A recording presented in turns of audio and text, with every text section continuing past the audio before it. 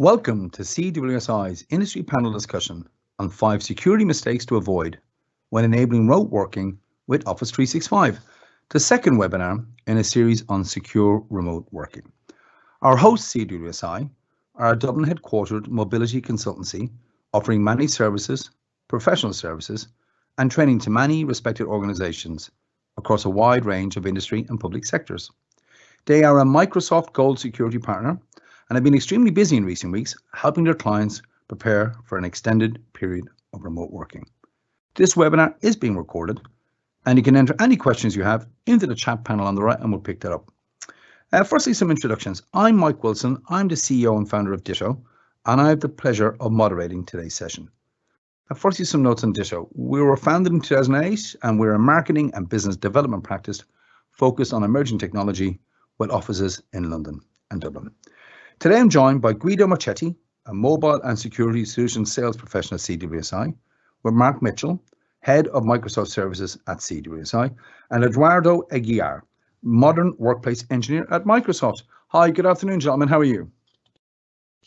Good afternoon. Very well, thank you. What about yourself, Mike? I'm really good. All the better to connect with you here today, and it's my pleasure to moderate today's session. So what I've got some notes of introduction for our panelists here, and we've got a great bunch of folk together. So Guido is a mobile and security solution sales professional at CWSI. He has more than 15 years experience in the industry, and he is a huge advocate of cloud computing. Having worked with organizations large and small, he has a thorough understanding of how firms can bridge the gap between technology and their business objectives.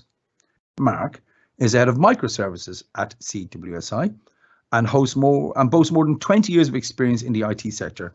He's an experienced infrastructure architect and design authority, used to delivering multi-million-pound projects, and as a Microsoft certified systems engineer, he knows exactly how firms can make the most of Office 365 in all areas of the business.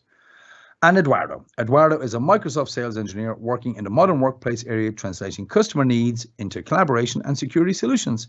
He acts as a trusted advisor, ensuring customer success throughout their entire digital transformation journey. So good afternoon, guys. A pleasure moderating today, and thank you for your part in today's session. How are you all? Yes, good. Thanks, Mike. Very well, Mike. Thank you. I think so. I think it's an indication of just the modern times we're in. We're all here in various offices and rooms and kitchens and tabletops, and our audience too similarly. So it's great that we can connect this way, and really well done for CWSI and for you guys for hosting today's webinar. So to begin, let me just outline to our audience how the webinar will work. To start, I'll give a short overview on the topic. I'll then pose a question for discussion for each of our panelists to give their insights on, and we've been working through ahead of the webinar today, just chatting through things that kind of might catch the eye for today, but also maybe get some food for thought for tomorrow. There will be time at the end for some audience questions, so do please submit them into the question form provided, and then we'll sum up with one closing comment each. So a short overview of the topic. And I did my shorthand on this was, when BCP becomes BAU. But look, countries across the world are gone into lockdown situation to tackle the coronavirus pandemic. Most workers have been told to stay at home and at quite short notice. And logging onto systems remotely, people are swapping their cubicles and shared workspaces for spare bedrooms, Kinter countertops.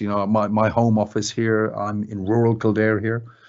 And for many companies, it's a huge test of just how to react to the data center of the work universe suddenly being out of bounds. How do they cope with that? Also, workers facing an extended period of remote working. It's a good chance for us to share with you all some key things that we've seen around Microsoft 365 and security, and we've got some experience and insight with our fantastic panel we get together. But also, I think we're all learning through this process last few weeks, and we've got some key trends to share with you. Maybe to talk about from a security perspective what happens next, but I also think there's some cultural shifts here. There's some work trend shifts. There's other things as we're learning, working through this process. I think I really genuinely don't think work's going to be the same again and our relationship with it. So to set the scene, question one, next slide, please. What is the world of work we now find ourselves in? What's the situation for companies and their teams? So it's a great question, really. The world of work, it's completely so different from what we've known a month ago. But Guido, let's start with you. What is the world of work we now find ourselves in, and what's the situation for companies and their teams, please? Your perspective. I think it's a really interesting one, Mike. And I think I would echo your sentiment in terms of, I think there's a combination of lots of things that are changing for companies. For me, I think we find ourselves in a very fragmented world at the moment. So I think that as time goes on, we're going to start to see some great innovation coming from businesses. Our businesses have been forced into this mass separation physically, and we're now beginning to leverage technology that for some of us we have had for quite some time now, but we're beginning to use it in the meaningful way that it was always intended to be used.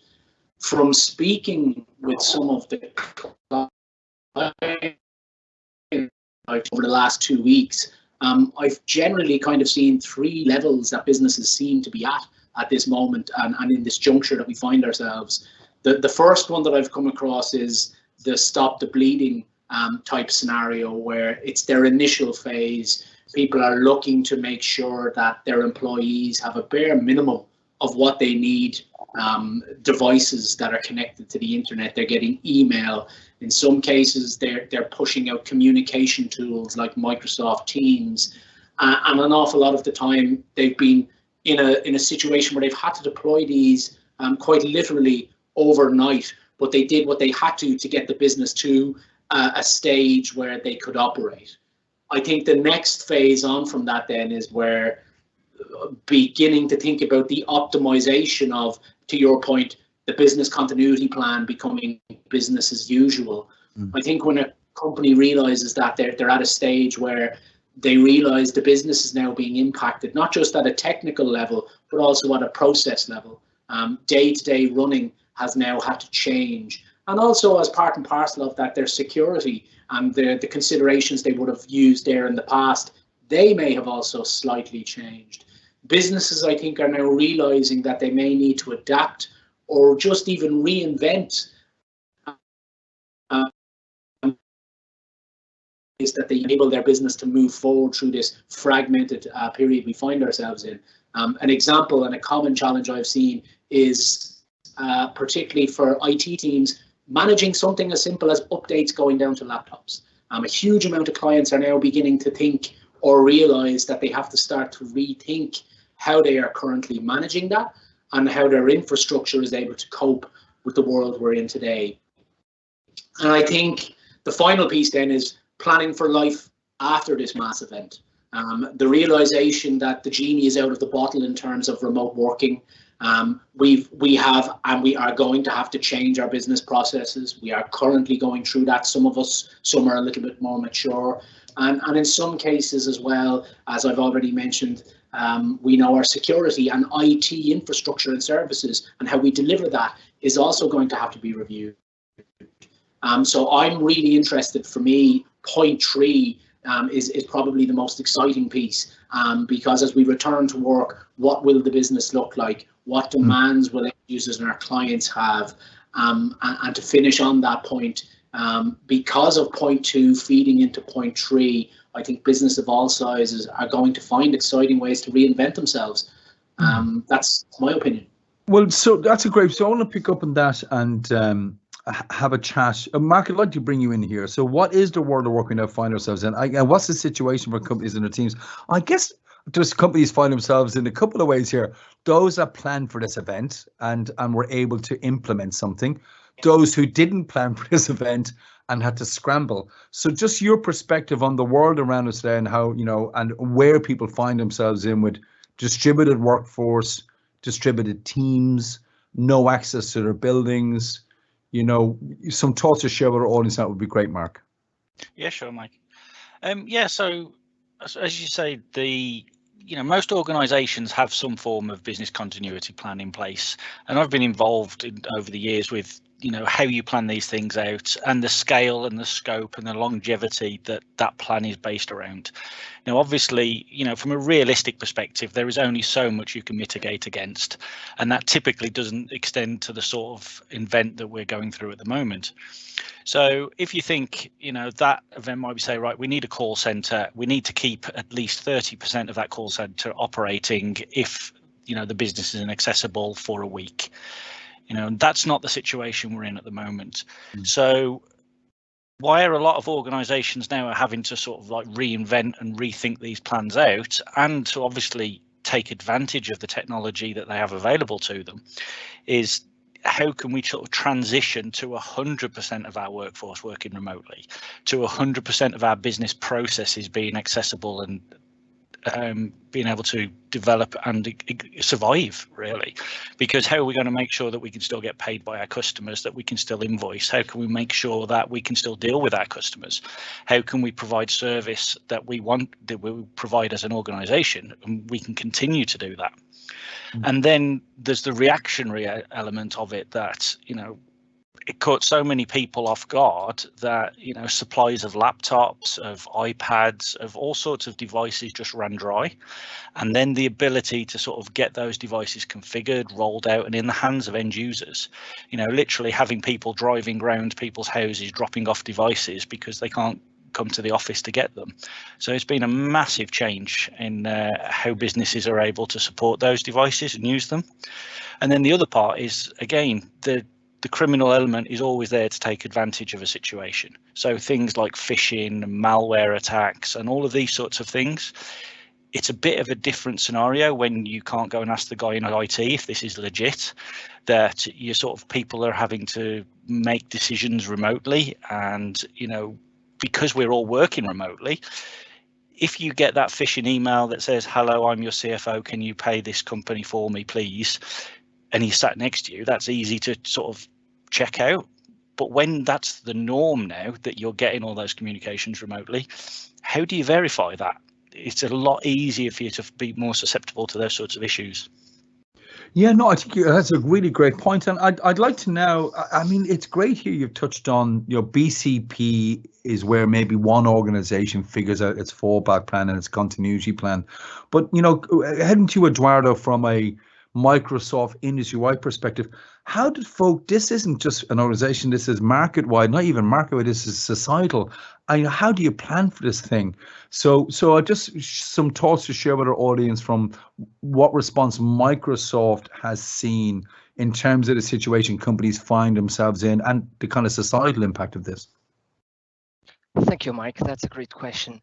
So what we see at Microsoft is that the companies that have been working in a digital workplace strategy are the most resilient at any time and are now realizing great value from their investments in contingency plans and cloud technologies.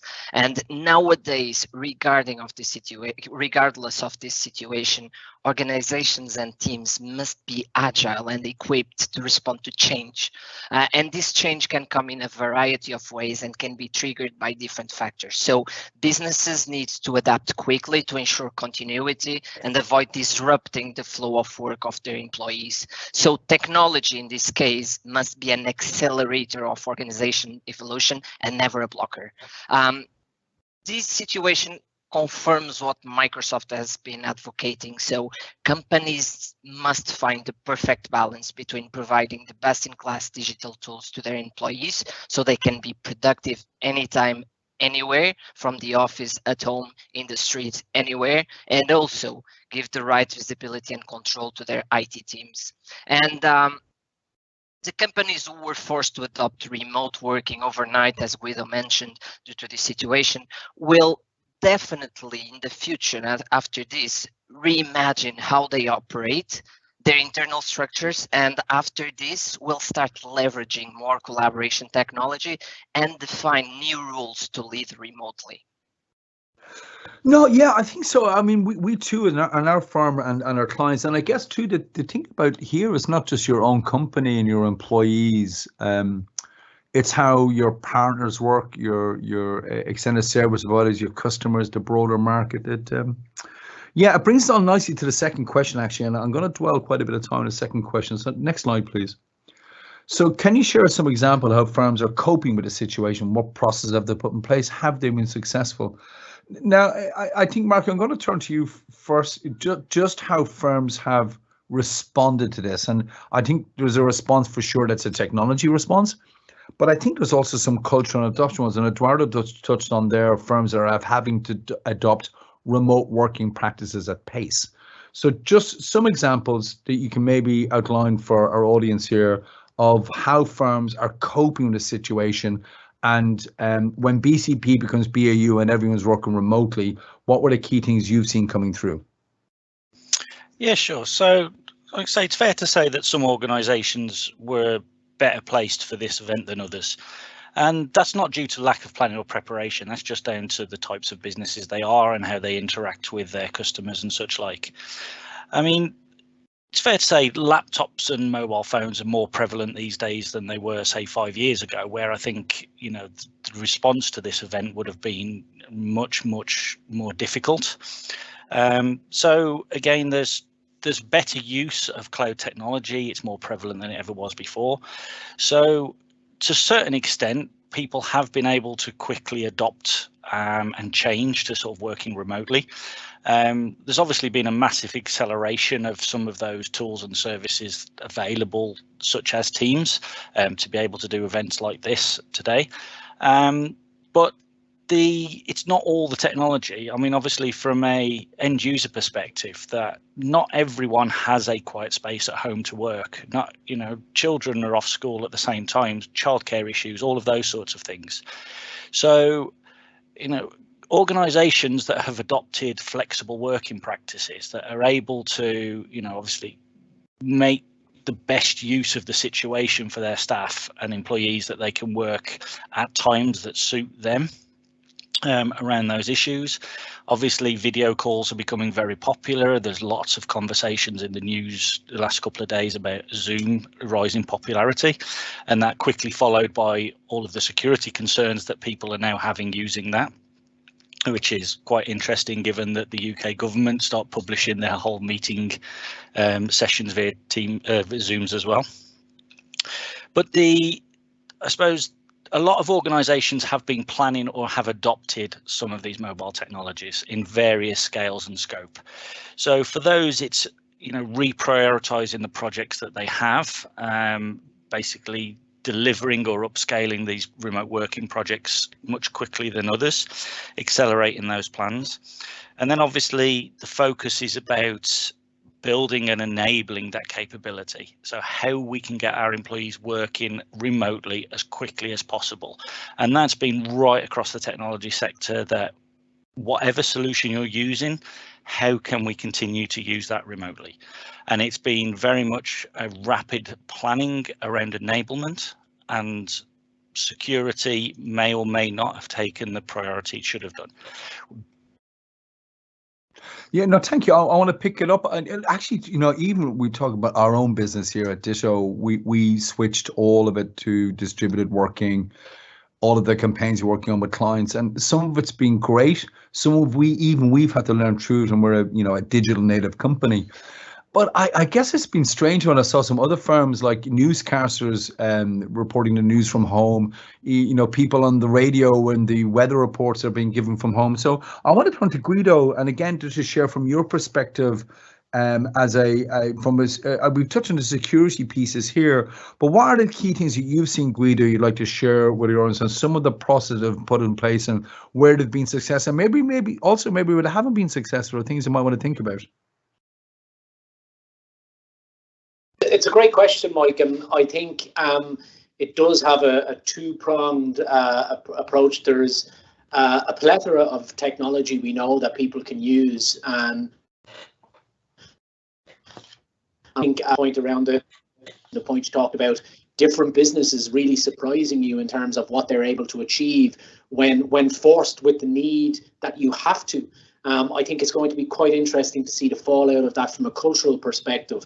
But I've seen a mixed bag, really. I've seen quite a few different approaches being taken by customers.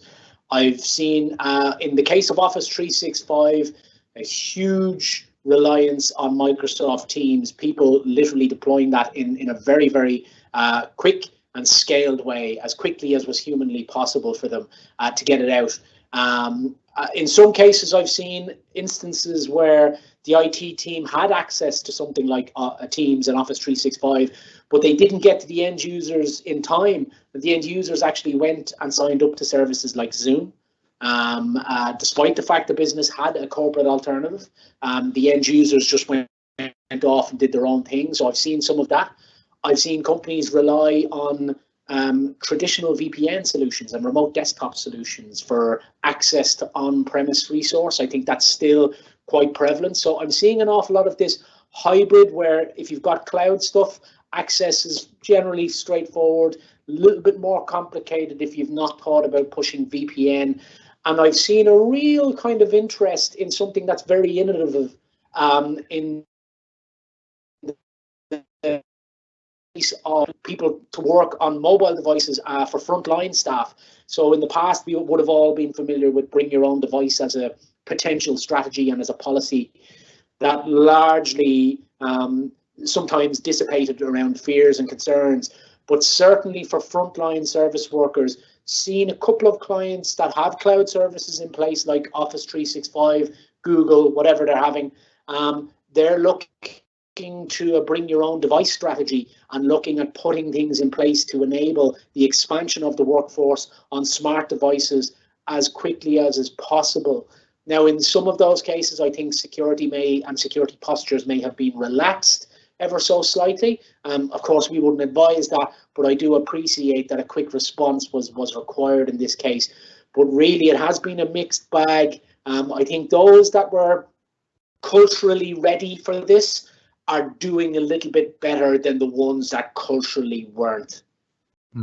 It's a great point on the culture, Guido. You know, I know some firms that we're big advocates of working from home in our own practice or our clients, but some folk aren't, and some folk had some mistrust, I think, about not just from a security perspective, but I dare say even, and you touched on the word cultural, you know, where people really work from home. Was that a way of not working and having a working from home day was considered not as fully productive?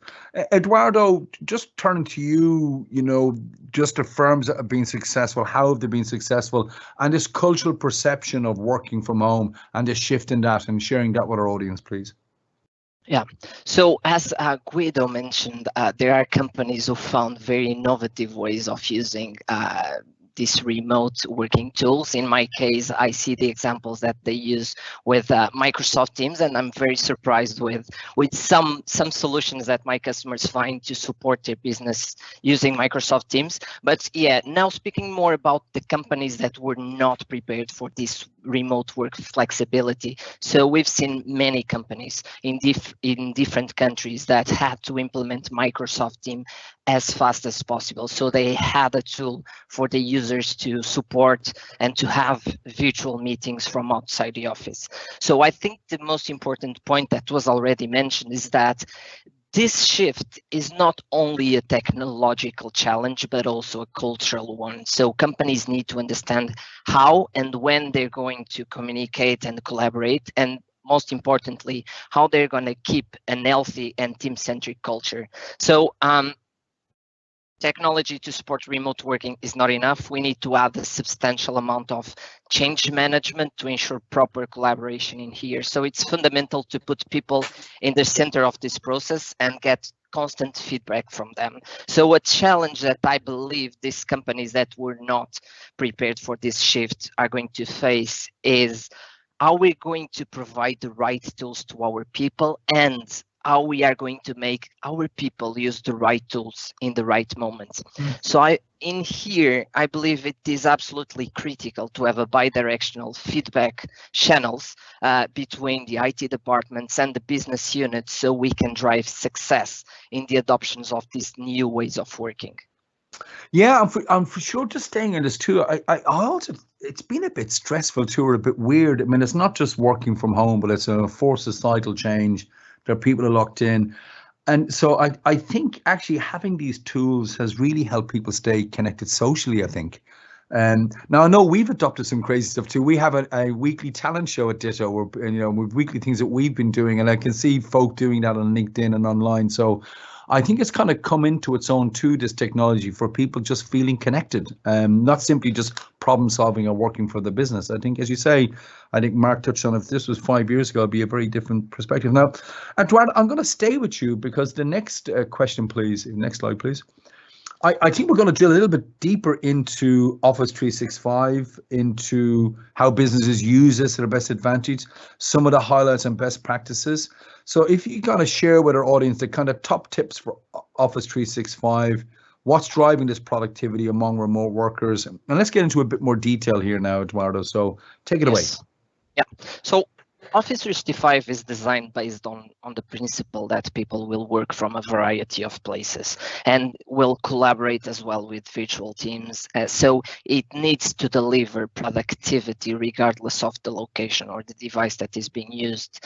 So when we designed Office 365, we aim to provide people with tools that will enable them to create amazing content, to collaborate in real time across different applications, and also enable people to get more insights on their work. So in terms of Office 365 tips, I would start by highlighting Microsoft Teams. So Microsoft Teams is the hub for teamwork. So people there can work on projects together, can have group and private conversations, share documents, make calls.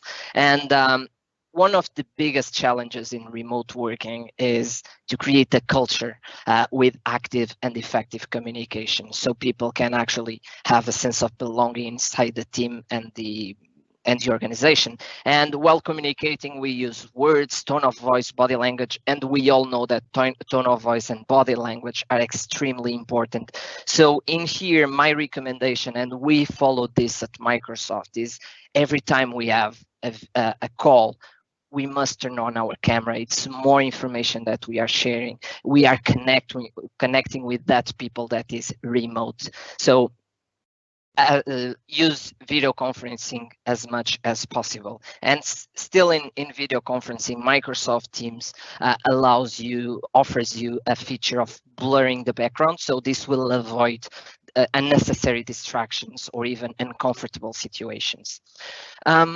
Still inside the topic of team productivity, I would like to highlight Planner as well, which is a simple and intuitive task manager that provides a comprehensive list of all the tasks and their status across projects or team plans.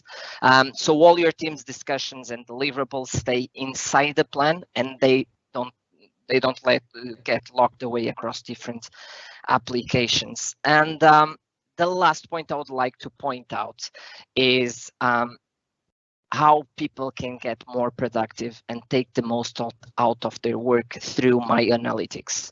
My Analytics helps people finding opportunities to build better work habits. We all know that when we work from home, sometimes it's difficult to keep healthy habits. So it helps people building better habits and get back in control of their time. So based on Office 365 data, it provides insights on how people spend their time and who they spend their time with. And from there, we can improve relationships and increase collaboration time.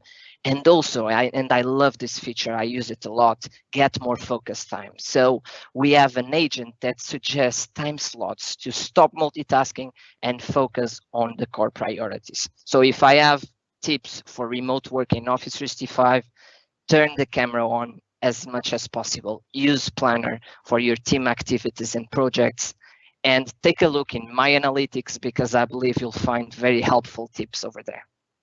No, it's fantastic. And I have to say as well, Eduardo, I mean, folk have joined our live cast here today via Microsoft. It's very intuitive to use. You don't need to read the user manual. It is point and click technology, and it works.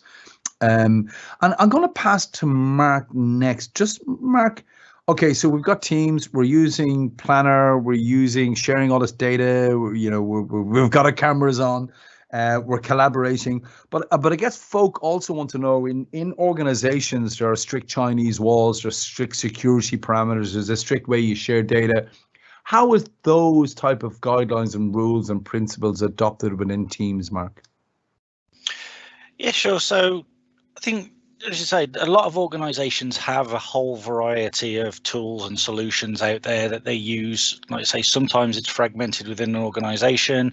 They're typically all managed independently. And what Office 365 gives you is the ability to deploy a security posture right across all of those products and services. So if we're looking at people using Teams, for example, the risk here is that it's very easy to share data, that it's very easy to, collaboration is obviously at the heart of it. And to collaborate well, you have all of those functions and features available within Teams. But now the risk is that because people can be accessing from anywhere on any device, what security do you have around that? What's to stop someone downloading those files that potentially is a spreadsheet of all customers or employees or whatever that might be? Or even just taking it from SharePoint or OneDrive or any other location. So obviously it's key to sort of address that situation, both from a technology and a process perspective. So have you considered what your user policies cover, and do they cover home working? Do people understand what is acceptable behavior when they're working away? But also, are they aware of what is available to them when they're working out of the office? So we have people that potentially now will be using their home devices, their home PCs and things like that, because if they've already got set up, you know, rather than using a 5-year-old laptop that someone bought out of a cupboard to quickly get someone working from home, they might decide to use a personal device. So it's about looking at those security policies, both to say from the written but also the technical. How can we make sure that BYOD can be used securely? So taking advantage of things like conditional access, making sure that the solutions themselves have been locked down and protected, you know, so we can restrict downloads of data, things like that.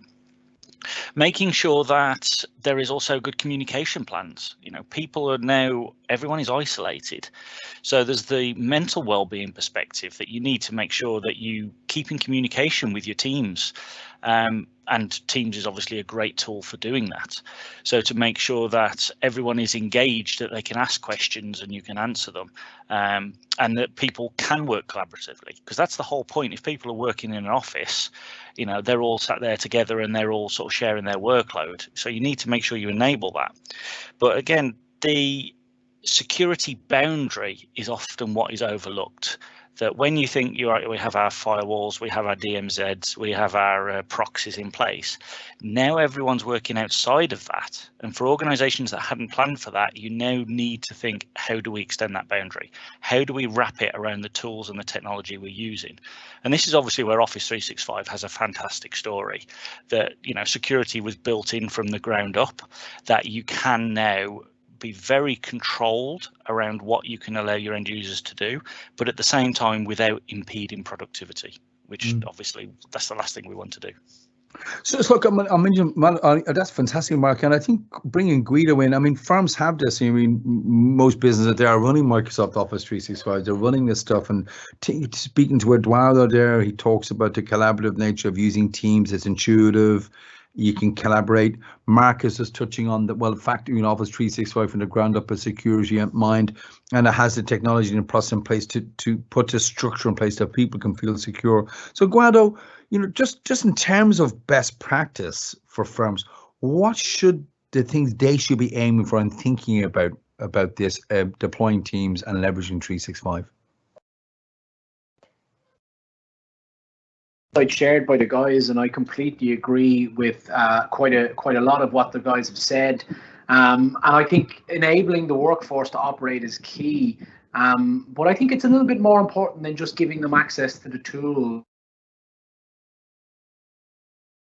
So that we've made here, Teams is intuitive, but we want to also make sure that from a compliance and a governance point of view, that they're using the tools in the correct way. So I think there's a responsibility from an IT perspective and a partner perspective, not just to give them the tools, but also to help them think about how they're going to use the tools. So helping the business units that you've now given Microsoft Teams to understand their business use cases, whether IT take ownership of that or help the senior members or managers of a team to do that. I think there is an opportunity for IT to work with them. I think creating comms plans around how to use and driving adoption. IT can monitor the usage across the organization and feed that back in then as part of your new way of working, talking to the managers to highlight, we've got good usage in your in a certain per usage. So what do we need to do to help them to operate and to work in this new world we find ourselves in, and just make sure that we're there to assist them during this time of change. I think there's a great opportunity as well to look at the stable of products in Office 365. So we've just talked about Teams, we've talked about a few others, but there's a few others that I thought might be prevalent to talk about as little tips to drive innovation. So one tool in the kit that I found really useful in the last couple of weeks has been a tool called Microsoft Bookings. It's available in all of the business plans and the enterprise plans. And that simply allows people to publish their calendars on LinkedIn. It allows you to publish your calendars via a Facebook page, or even just host a landing page like we've done with our remote working hub, where people can book it direct into our diaries, and we're changing how we're engaging with people. I think another great tool is process. We've been talking about process automation. There's a fantastic tool in Office 365 called Flow, which could potentially help people automate some processes. A simple one would be even making sure that if email is coming into a group of individuals, that they're getting their attention flagged in the right way, maybe inside of Teams. I think when we think back to one of the challenges I've seen where desktops and the delivery of updates and even the delivery onboarding of a new user potentially or a new device, there's a tool set in the Microsoft 365 world called Autopilot, which could help people reimagine how they're now connecting their Windows devices to their corporate environments. And I think if it's there, now is the time for the IT team to be looking at this and to be trying to figure out what the new world could look like. And then finally, I think the one that I'll point to is a tool called Stream. You could just have fun with Stream. Coming back to Eduardo's point of creating connection with our colleagues while we're dispersed, Stream is a video service. It's almost like YouTube in a corporate environment. Encourage your end users maybe to record a funny clip of themselves over the week, run a little competition, upload it, and then the funniest ones get shared with everybody across the company for people to watch and consume. The point, I suppose, here is that while we continue to make our BCP our BAU and we continue as IT professionals, that actually we could have a little bit of fun with this. We could seize the opportunity to do so and start to rethink all aspects of how we service our business. Great. Good. Thank you very much, guys. I want to just dwell on this question for a moment. And look, this is great where folk, if we can just stay in this question 3, please, thanks. So you know, the folk who might be familiar with Office 365, familiar with Teams, but look, there's going to be people dialing into this stream today that maybe their business is in crisis. Their BCP was just people working from home for a day or two, and now they're very stressed. Are there examples you've seen, folks, you can share? And I think I'll start with Mark and then go to Eduardo. So have you seen, Mark, examples of clients giving you guys a call at CWSI, say, listen, we're in crisis, we need to react really quickly. Can we even purchase this stuff and deploy this stuff remotely? How quickly can they do that? How complicated? Just some highlights of a case study that you've worked on in this recent time of crisis from a CWSI perspective, and then I'll give the same question to Eduardo from a Microsoft perspective. So, Mark, take it away. Yeah, sure. Yeah, exactly that. I mean, the big advantage with these cloud systems is the fact that they are cloud, that they can be set up remotely. And the other thing is that we find that most organizations that we deal with are already using Office 365 in some way, shape or form, but they haven't necessarily adopted some of the other technologies. So again, earlier this week, I was working with a customer that just they needed this collaborative tools. Now, previously they'd evaluated Microsoft Teams and decided that it didn't really fit in with their strategy at the moment. But they had a longer term plan where they were going to review it, evaluate it and things like that. So what this has led to is that they needed this solution up and running really quickly. You know, where do you start? So, you know, we're having conversations and meetings with their risk and compliance team, that we're explaining the capabilities and the security options that were available. And then we're able to spin up the environment. We will be able to get some pilot groups in place, but we were also able to wrap the security controls around that so that, you know, all done remotely with everyone, spread out all over the place. But we were able to get that proof of concept up and running. We were able to get them sign off from risk and compliance to say, okay, we can understand that we're not going to be making things worse, because that's everyone's biggest concern at the moment. Is it's less about being reactive, it's more they're worried about, well, if I do something now, what's going to be the knock-on effect? So again, being able to reassure them and address those security concerns right at the beginning means that when they start rolling out the adoption remotely to their users, that they're not going to have to worry about what might go wrong further down the line. So this is something, Mark, customers are calling in today, they're working remotely, they're 365 clients will say, look, you got Teams in the box, we can turn this stuff on, we remotely can take your compliance, risk flows through this, get a POC working, show how this stuff's going to be used in the field, get your clients onboarded. And typically, Mark, before I hand to Eduardo, what type of length of time are you seeing that from kind of first call and first chat to flicking the switch and things going live? How long typically for a typical size organization would that be? Well, obviously, as you say, it's everyone's working has the same issues and problems at the moment. I mean, from a timescale sort of thing, depending on the scale of what we're talking about, and again, most organizations appreciate now is not time for a gold leaf service. We just need to get this up and running in a way that we can continue to be productive. So some of those areas, we're getting that done in under a day, that we can have the conversations and we can, just enable these services. Now, obviously, this is for customers that are already using Office 365. Spinning up a complete new environment and integration would be a slightly different story. But where they're already using elements of Office 365, usually email and SharePoint, things like that, we can actually get something like Teams up and running very, very quickly, and then with security from the ground up. And then obviously we build on that over time, that we can release additional features and functionality.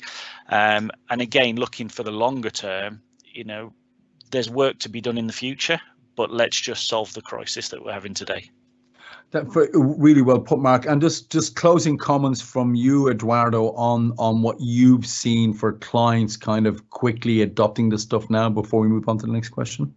Yeah, so there's I've seen customers that already had Office 365 licenses and did not plan any kind of deployment, or even customers that never considered cloud. I have a very interesting case in Portugal with a Portuguese customer where they never considered a remote working strategy, and from one day to another they were just waiting for the government to announce that they had to send people home. So in 1 or 2 days, they had to be prepared to send people home. And in here, I want to highlight the commitment of Microsoft of providing Office 365 E1 trials for 6 months without any commitment on the customer side. Okay, so every customer of Microsoft that needs Office 365 licenses to work remotely, we offer for 6 months a trial of Office 365 E1. But responding to the different assistance that customers need, we at Microsoft also created some programs to assist these different customers. And of course, the Microsoft partners play a critical role in here to help our customers to be prepared to face these challenges. So in here, what I would recommend, and without being specific on with a case, I'd recommend you to get in contact with someone at Microsoft or your Microsoft partner to be aware of the different programs we have to support you in this moment. Look, thank you very much. Look, I'm in no way endorsing Microsoft. I said, well, we've been using Microsoft Teams since last year. I'm going to check out Autopilot and Flow and Microsoft Booking. They're really great tips. Thank you very much. That's really fabulous. And 6 months on all fees, Eduardo. That's fabulous. I didn't know that too. That's really super. So I think, look, folks, we're going into the home straight. I'd like to turn to question 4, and I'm going to return to you, Guido. Are firms getting a better understanding of security as they try to adapt to the new world of work and their extended networks? And what I'm thinking about here is not just the security of their personnel, but their freelancers, their other partner companies, their customers. You know, are people looking at a different lens now when they think about security and what's acceptable risk and how to manage it? And just some thoughts you'd like to share on that. I think they are, Mike. I think the world we have found ourselves in the midst of now has really brought forward, accelerated, where now we're seeing unprecedented working from home. Ordinarily, as Mark said earlier, you may have gone from 20 to 30% of your employees working remotely to 100%.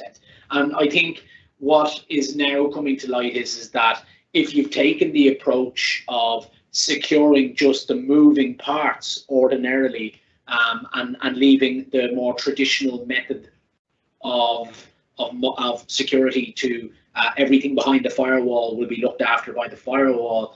I think now what we're seeing is a realization that the modern security approach, where identity is almost becoming your new firewall, having a zero trust security posture for devices connecting to any type of data or resource, whether it's on-premise, whether it's cloud-based. I think zero trust will become the new norm. And I also think then people are going to start, even though GDPR has been a big topic of concern for quite a few people, I think more companies from the fallout of this will be looking at where their data is going, how it's being accessed, what type of devices is it potentially living on, what are the risks associated then with sideways movement of data once somebody has access to it on a certain type of device. I think all of these things are going to come full circle, and I think the reinvention or the reimagining of our security postures, if it wasn't front of mind coming into 2020 for organizations, which in our business we have seen has been for quite a few, I think this is going to bring it even further up, because I think it's going to leave people. Hopefully, we have seen some unfortunate instances and incidents. I think phishing attacks are still very prevalent at the moment. And there is also a rise in COVID-related malware appearing in Android Play stores. Also, I think with iOS, Zoom has come into light. Allegedly, they're sharing personal information with Facebook even when you don't use a Facebook identity to sign in. So I just think the overall security posture as a fallout of this will be thrown straight back onto the table, because I think people are going to realise this may have highlighted potential gaps that they may not have thought of. Great, thanks, Guido. I just want to stay with you, Guido. So I love the data and where data sit in different devices and GDPR. But would you mind, just for some of our audience may not be too familiar with the term zero trust, could you just maybe just give a very quick description of what zero trust means? Yeah, no problem at all. I'd happily do that, Mike. So zero trust is where you've established a set of rules. Microsoft would classify it as what they call conditional access. So you would look at a service like, for example, Office 365, and to achieve zero trust, what you're doing is you're leveraging your identity and access platform. In the case of Microsoft, it's probably going to be Azure Active Directory. You've integrated that into your unified endpoint management platform, which is Intune in this case, and you're setting up a set of rules that basically says, if this device is compliant, if I know it, I trust it, and the end user is who they say they are, and all of those things align perfectly, well, then you can come on in. But as soon as the device or the end user does something that isn't caught by those parameters of engagement, immediately they're going to be challenged with maybe a multi-factor authentication prompt or some secondary type of verification, or in a very extreme instance, it's going to just kick them out. It won't allow them access because, for example, again, coming back to the struggle I've seen people with, maybe the device is no longer updated. So therefore, from a security posture, it's no longer trustworthy because the last update that went onto it was 30 days ago. So that in essence is zero trust. It's just making sure that you have parameters for access clearly identified, and those must be met before you allow access into your resource. Super, that's fantastic. And Guido, just falling to Eduardo now, just on this theme of security and risk, you know, from a Microsoft perspective, What's the biggest security risk that your firm has seen following the crisis and this kind of mass disruption and people working remotely? Mike, do you mind repeating the question, please? Not a problem at all. So I'm just following up. Guido just outlined for us from a firm specific view of risk, whether that was data and devices and GDPR. He gave a good explanation of zero trust and the authentication on an individual level in to be trusted within the network and within a company. And now I wanted to pass to you, Eduardo. And from a Microsoft perspective, what were the biggest risks that you've seen firms are having to tackle following this crisis and people having to work remotely en masse? Yeah, exactly. So cloud applications and the mobile workforce, as we've been discussing, have redefined the security perimeter. So we need to find a new model. It can be the zero trust model, of course, that it can be defined. Guido made an awesome job on the description, but in short, we can say that don't trust anything, always verify. And we need to find a new model to embrace this mobile workforce and protect people, devices, applications, data. And this brings us as well to the cybersecurity principles of Microsoft. So we need to protect our front door. We need to protect our data anywhere, regardless if it is on-prem, in the cloud, or even outside of our organization, and also being able to detect and remediate attacks. So honestly, what I see is that two common mistakes done by organizations. The first one is not being fully aware of all the attack surfaces that are exposed. And the second one is focus only on protection and not assuming that if something happens, they need tools to detect and remediate attacks.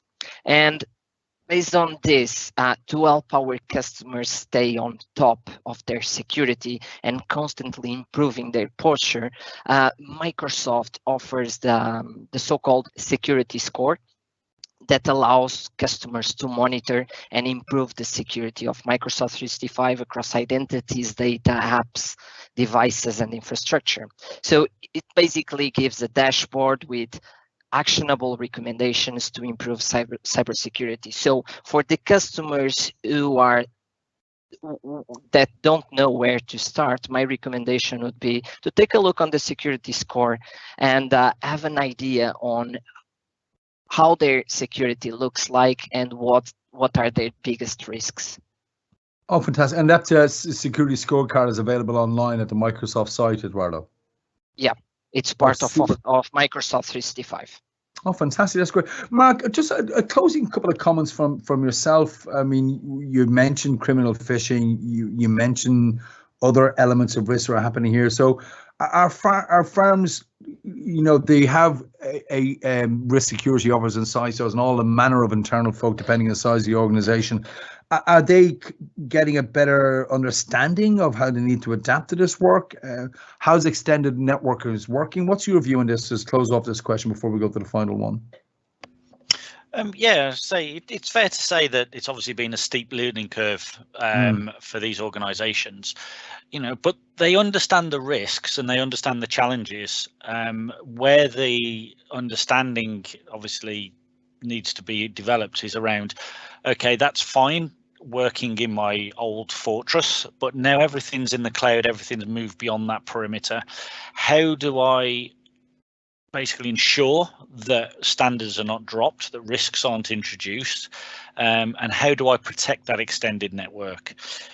That the questions that we are getting are very much around okay, I know I need to protect my data. I know I need to make sure my device is managed and controlled. I know I need to enable my users and all those sorts of things. But it's understanding those elements. So as Eduardo said there, Secure Score is a fantastic way to improve that security. And it gives you sort of quite granular detail, but it also gives you some very top level quick fixes and quick wins that you can gain. You know, it comes up all of the time around multi-factor authentication and that how few people are taking advantage of that. And it's even more critical than ever now that, you know, you don't have they got in the building and they signed on to their desktop PC, therefore they must be the person that's logging on. Whereas now those credentials, how do you have visibility that the person logging in is the person that's supposed to be logging in? How do you authenticate that request? So even just little things like that, where you make sure that you get the basics covered, and that will go a great way to protecting your environment. Very good. I'd like to get to the fifth question. I can't believe how quickly time is zipping by, but I'm keen to maybe just touch on this, but I'm keen to get all three of your voices, but we probably need to be a bit pacey, guys. So look, our company is now redefining their business security requirements this time. How can they fit security into new remote working practices? And I guess in a nutshell, if you're a company sitting and looking at the situation you're in today, can you operate for the next 30, 60, 90 days, servicing your current customers and yet winning new business?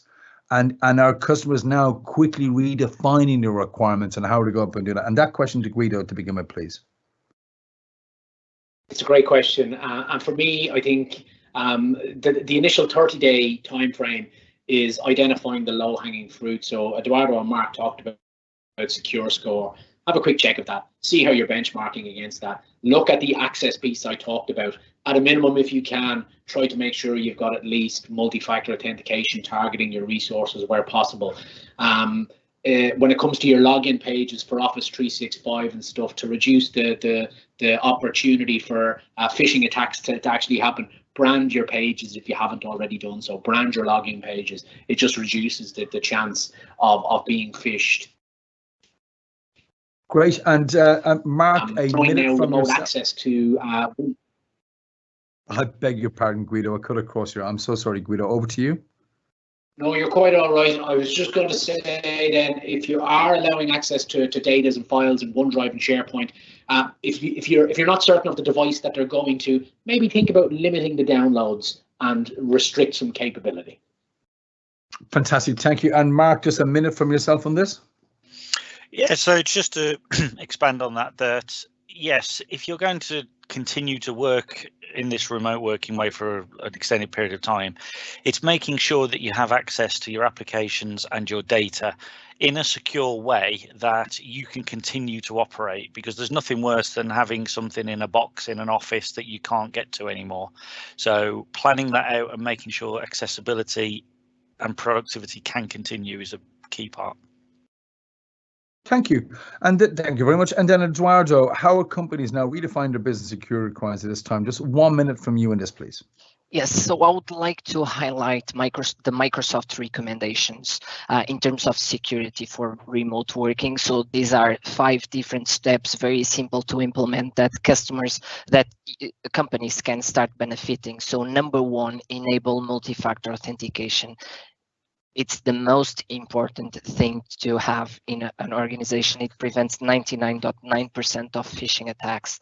Building effective conditional access policies, as Guido mentioned. Enable single sign-on for the different cloud applications that you have in your organization. This will reduce the password prompts and consequently the likelihood of being phished. Manage the devices that access to corporate information. And finally, and most importantly, when it comes to security, invest in user education massively. It's very, very, very important. I love it. Excellent. Well, we have time for one quick closing comment each, but it needs to be 30 seconds each, guys. So one quick thing you'd like as a closing comment, Guido, for our audience to take away. What would it be? Echo what Eduardo had just said. I think it's really important for you to continue to raise the awareness of security, keep it at the forefront of your mind every week and a half, to just remind them of things to look out for. Hugely important. Fantastic. And same question to you, Mark. Yeah, I would say start planning and preparing now for the longer term. Don't think that you can wait till you come back before you start implementing security, because, to say, the criminals out there are taking advantage of this situation. So the quicker you can plan that, the better. Great. And 15 seconds from you, Eduardo.